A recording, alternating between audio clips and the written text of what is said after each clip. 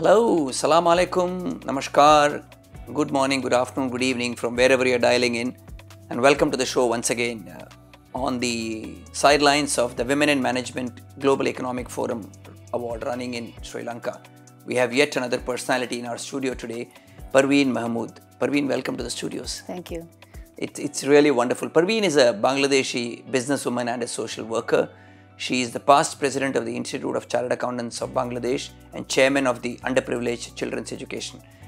Parveen does a lot of social work and don't mistake her career resume to be all that she does. She does a lot of work for the society and for the community, and as she proudly calls herself a social worker. So we are going to delve into her life a little bit, her journey, and what really keeps her ticking and doing so much for the community day in and day out. So welcome, Parveen, and it's a pleasure having you. We would love to hear your journey. Thank you so much. Well, I started my career with BRAC. I'm a chartered accountant. And when I started my career, at that time, I gave my final exams. And also I had break of studies of about 8 years. Okay. So with 2 children, I completed my chartered accountancy. Wow. And I was working in BRAC. But at that time, my children were small, and so I thought, though I had passion for to be in the social development sector, but I didn't continue much there because of my children's, because my husband was very busy with his, because he was in politics. So okay. With small kids, I thought that I should give time to them. Okay. So then for some time I was self-employed. And in my life, I always gave the priority balancing with my children and family and my career always. So I was self-employed for some time. I gave time in my family business. We had a garments, so I gave full time in that. And later on, I joined accounting firm, chartered accountants firm. I became partner of Acnabin. Okay. Acnabin at that time was rep firm of Arthur Anderson and Company. Okay. Well, and after some time when my son left for undergrad, and then I thought switching, and there was an opportunity in PKSF and Polli Kormoshayak Foundation. PKSF is a apex organization to finance microfinance institutes and for microfinance. So it has 2 objectives: institutional development and borrower sustainability, program participants sustainability. So I found that more passionate and rewarding work. So I switched over. And though I was my background is finance and everything, but I was deputy managing director. So for policy level, I was always involved in programs. Okay. And field visits. I love field visits and what's going on around, what people are doing, and what will be the good. Like when Cedar happened, the natural disaster, when tsunami happened and then Cedar happened in Bangladesh. I went to these coastal belts before making the policy. I thought, rather than my team coming and giving me feedback, I prefer to be there, interact with the people, and so the impact. So sometimes, small policy level things changes, if it makes a great impact. Absolutely. So in that way, I always enjoyed my work, and later on, over time, then I worked in social business sector with Professor Mahmud Yunus. I was the founding managing director of Grameen Telecom Trust. Okay. And from 2019, I resigned. I thought I will give my, now I have worked enough and I want to do something on my own. And because my mother was also a social change maker, I will say she was a pioneer. After Bangladesh got liberation, she said she was doing social work and gradually that evolved with the war victims. She was rehabilitating, especially the women who were raped and who were homeless and shelterless. We call Virangana or women freedom fighter. They got the award later on. Okay. So my mother was trying to rehabilitate them, and she was also the pioneer in for Dalits in the sweeper colony. She set up the school first after independence of Bangladesh, before the government came in. So she has many legacy, and so I thought I will give time. And her social works evolved into an NGO, Hushful. So that was my objective, that I always believe in a sustainable development. And in social work even, of course, it has to come from passion, but we have to, I would say, the blending of institutional sustainability and your program's participants' impact. I want to try, and with my education background and my experiences, I think I would like to do that, carry on. Very, very, very inspiring. Congratulations to your mother too for the work you do. So it runs in the family. Parveen, your new position, your latest position as chairman of the Underprivileged Children's Education. Tell us more about what the foundation does and what do you do. Thank you. Thank you. Well, this Underprivileged Children's Education program, it was also, it has a legacy with Bangladesh independence time. Okay. Lindsay Allen Cheney, he was from New Zealand.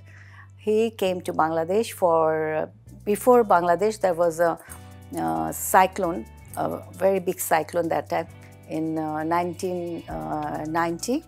So he was in Bangladesh from Save the Children to do relief work, and he didn't go back. So after liberation, he started to help the street children with education, with skill education. And of course, at that time, skill education was, at that time, poverty level was very vivid. So he used to pick up the children from the railway stations or the parks, or they were shelterless and lost their parents and all.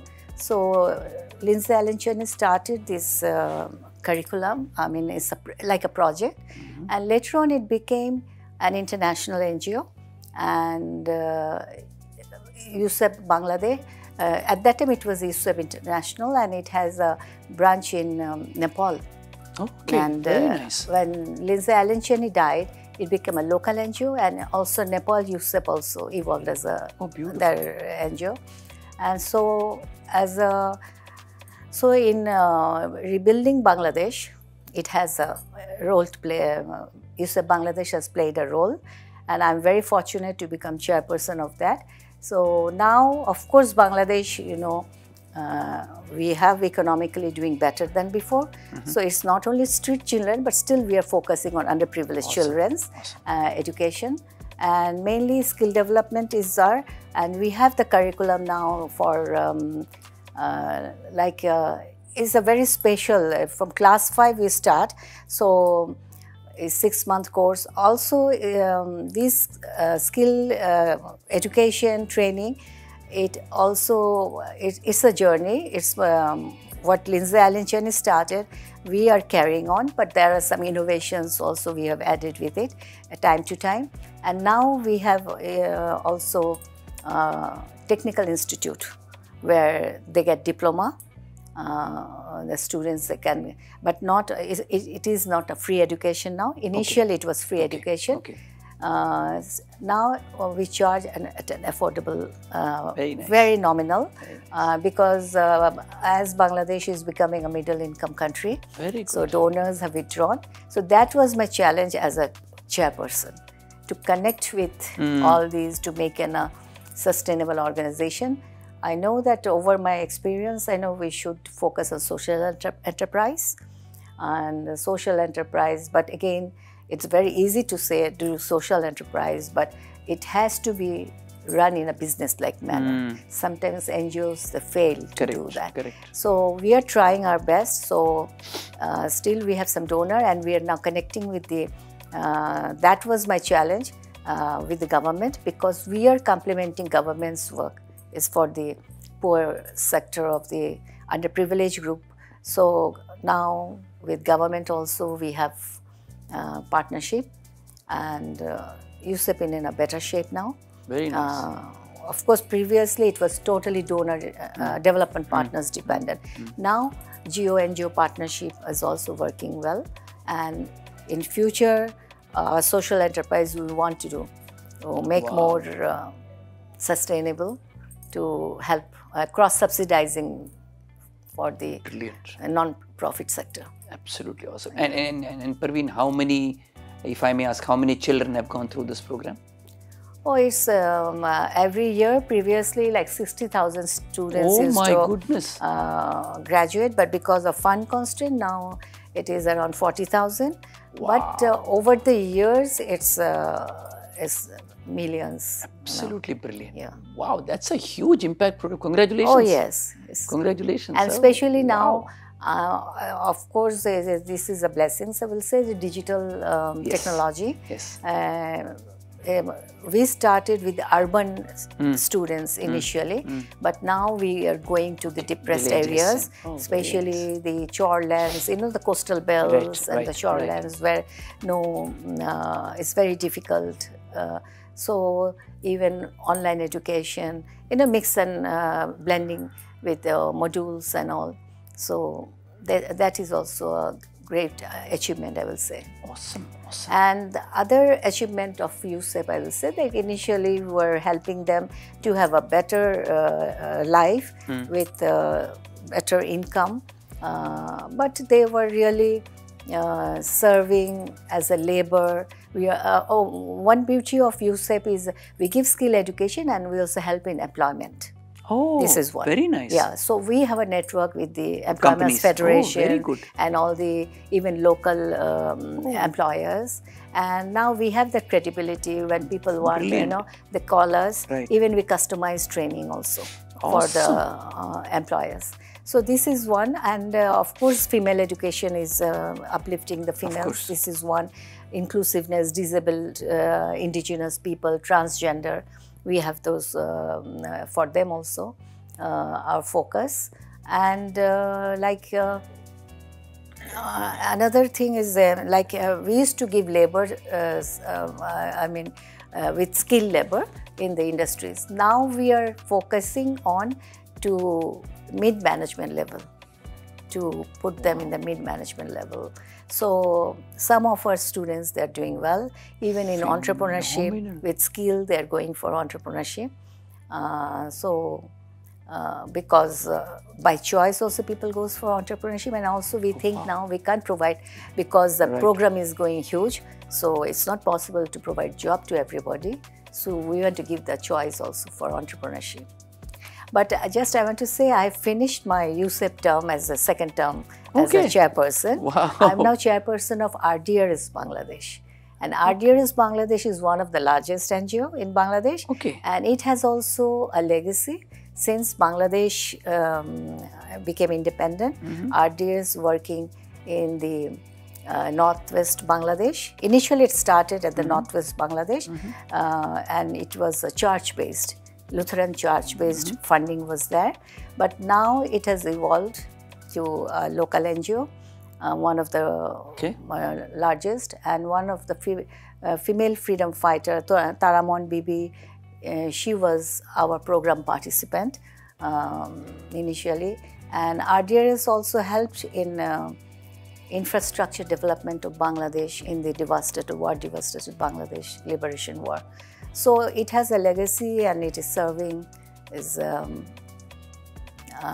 beyond now the north in the different areas also. Wow, congratulations! So that's really so we heard Parveen speak about not only a social upliftment of children, but also about inclusivity, which is expanding the network, getting out and producing good employees for companies, if you may. So that's fantastic. And when you set out, Parveen, now that I'm hearing, sitting back and listening to you saying 40,000 students, when you set out on this journey, did you think you would get here? Oh no, we started with 60 children. Wow. At that time. But now, of course, like a USAP model, we had talk with Maldives that we will provide technical assistance. So they want to follow our model. Like in Africa, one of the countries, they also came. Yeah, they are following our model. So this can be replicated across? Yes, this can be And you said Nepal, it's already working. Yeah. Brilliant. Yeah. Brilliant. Wow. Though they are independent, Yeah, but yeah. even whenever there is, we have our, with them, because I was in BRAC International Board. Still, I'm in the BRAC International Board, but so BRAC was working in Nepal, and they had some fund which they can't take out of the country, so they thought giving to some NGO. So I said, well, they approached us. I said, no, USAP Bangladesh we can't take, but I recommended USAP Nepal. I introduced them. Brilliant, brilliant. You did a lot of work with USAP, and then before that you were running, or you're part of Grameen, which does great work. And for the viewers, Grameen is a social enterprise that actually funds and implements social policy programs. Tell the viewers more about Grameen and give us one or two examples of what you did there. Well, thank you. Well, you know that microfinance is a tool used for poverty alleviation. Okay. And Bangladesh is a pioneer Yes. in Yunus. microfinance. You know, Professor Mahmud Yunus of Grameen Bank Correct. started this microfinance. Of course, they started as microcredit, and gradually it has diversified. And in a broader terminology, we say it microfinance, which includes microinsurance, microenterprise. Okay. And of course, now microfinance is not only small loans. It's in Bangladesh, taka now 25 lakhs taka, which is 250,000 taka. You can give as a collateral free.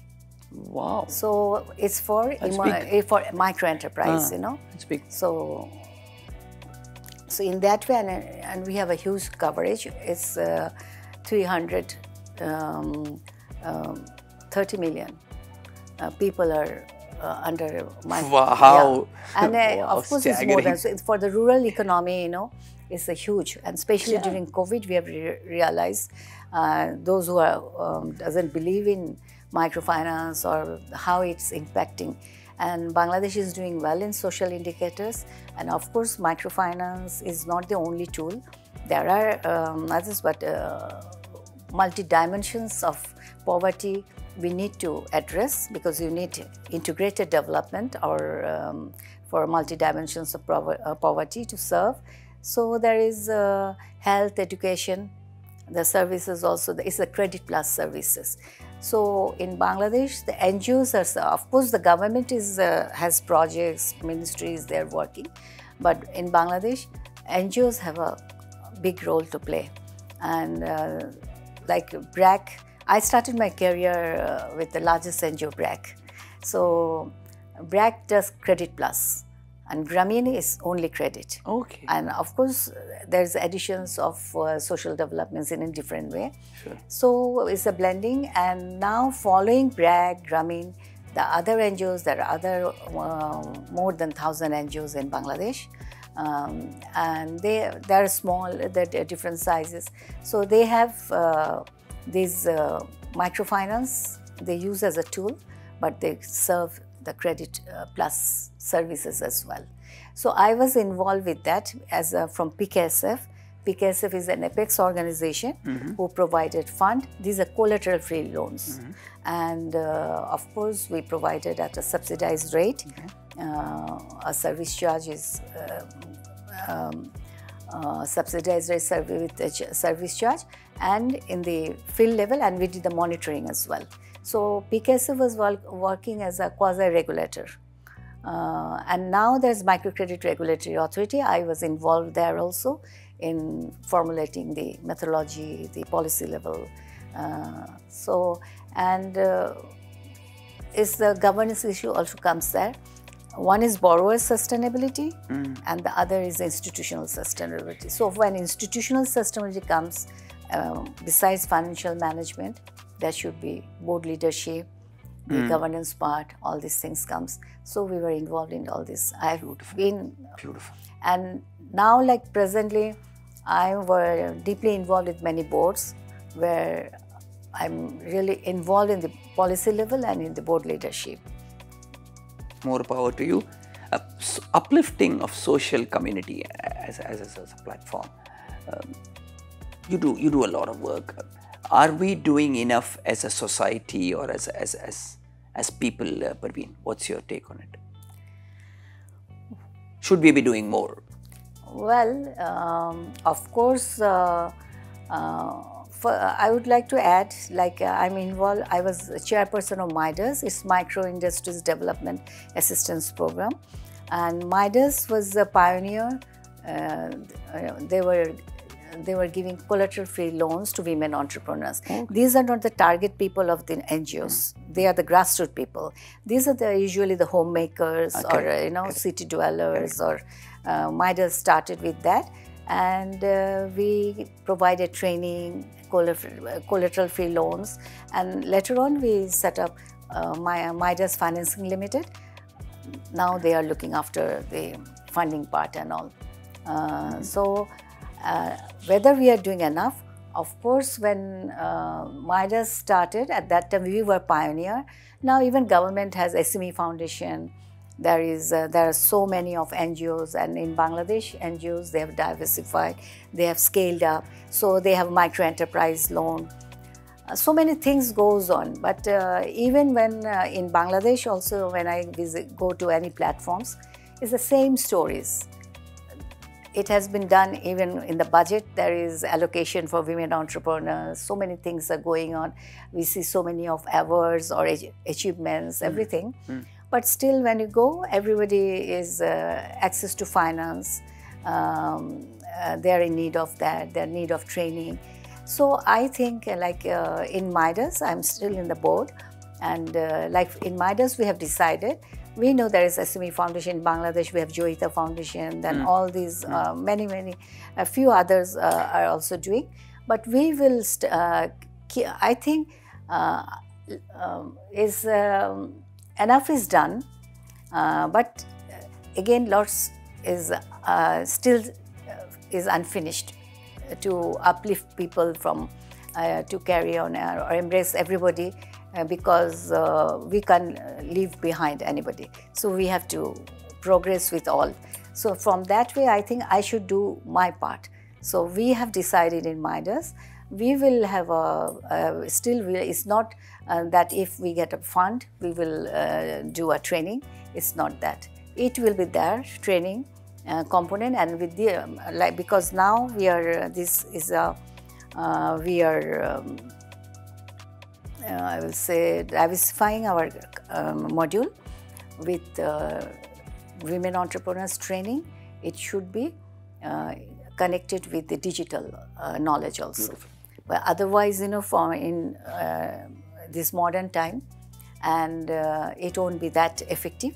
And also they should know, we will try to provide one-stop service as well, or coordinate, where to go, to how to start the business, and which often I find that women entrepreneurs, and the audit part, the financial part, they get perturbed with it, tax issues and all. So we, as a chartered accountant, I was involved in such kind of things to develop, but it didn't materialize in that way. So I thought from this platform, I am going to do that, and also give them some these financial management services, and also to connect them to broader platforms of women's. Beautiful. Who has been your inspiration, Parveen? Well, it's from the family. I will say my grandmother, though they were unsung heroines, I will say. They were not appreciated, but she had the leadership quality for the community she did. It's from the passion. My mother is my, sure. Of course, my, I will say, icon. But as a women entrepreneur, I will say in Bangladesh, recently she left this world, Rokia Afzal Rahman. She was the chairperson of Midas Financing Limited, and she was a pioneer women entrepreneur in Bangladesh, and her leadership, her roles always inspired me. And I always think, of course there are others around, but I always treasure Rokia Appa as my mentor and my icon. Beautiful. As we come to the close of our show, Parveen, I would like to do a trademark rapid fire with you. So I'll ask you questions and you can tell me what comes to your mind first, okay? Okay. Okay, good. So, women are?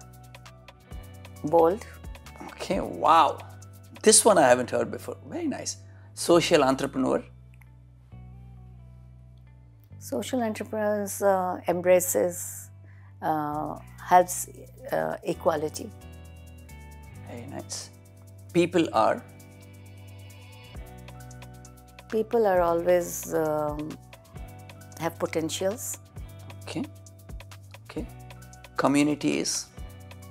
Community is a strength for change. Beautiful. Beautiful. Bangladesh is? As a land of inspirations. Lovely. For social individuals. Lovely. And Parveen is? Parveen is always there to help others. Beautiful. Beautiful. On that very inspiring note, my dear friends, we come to the end of today's talk with Parveen Mahmud. An absolutely inspirational lady, appears very quiet, doesn't speak too much, but does a lot of work, as you have seen, at the grassroots level. You only realize the magnitude of the work she does when she throws out numbers casually as 40,000 and 60,000. And clearly she's building the citizens of tomorrow, the future of Bangladesh. We're grateful to have people like her on this planet who do such exceedingly good work despite being qualified and could have continued to don her professional hat and do that. So I personally want to thank Parveen for walking this earth and making this difference to the people of Bangladesh. I personally have offline spoken to a couple of really good people in Bangladesh who do work, and it's very nice that we have such people. Your takeaway should be try to help as many people as you can in your community. Set aside some time and do service to whatever you can. Involve yourself in uplifting children, giving them the strength, improve and increase your ecosystem like they did when they started. They were training children and they realized the children need to get jobs, so they went on and spoke to the companies. So keep expanding your network so that more people can be helped. Before we close the show, Parveen, is there any message you want to give to people? I think it's my favorite. It's not my own quotation, but it's from Churchill, that we make a life, we do for a living, but we make a life by giving back to the society. And we should always try, whatever we have, we start in a small way, but definitely it will grow. The journey will carry on and it will create impact for the better. Awesome. Thank you very much. It was really a pleasure and inspiration. Thank you so much. Thank you so much.